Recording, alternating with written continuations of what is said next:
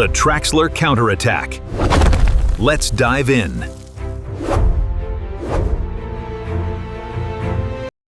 e4, e5, knight f3, knight c6, bishop c4, knight f6. We reach the two knights' defense. White's light squared bishop is aiming directly at the weak f7 pawn, which is only protected by the king. White now plays knight g5.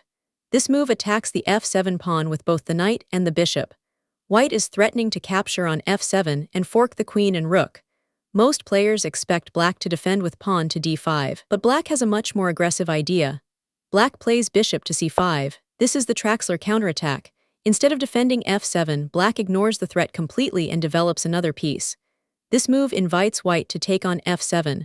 White captures on f7 with the knight. The knight forks the queen and the rook. It looks like white is winning material, but this is exactly the trap black prepared. Black plays bishop takes f2 check. This is a powerful sacrifice. The bishop forces the white king to move and destroys white's castling rights. The king is now exposed in the center of the board. White captures the bishop with the king.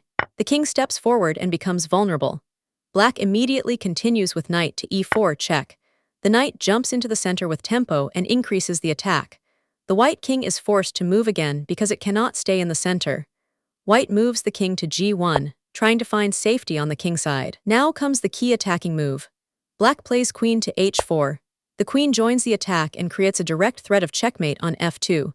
The white king has almost no protection, and the knight that captured on h8 is completely out of the game.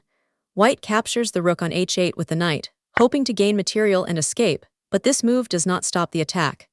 Black delivers queen to f2 checkmate.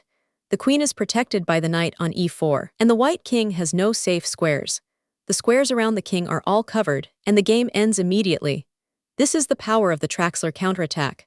Black sacrifices material to expose the king and relies on rapid development and initiative.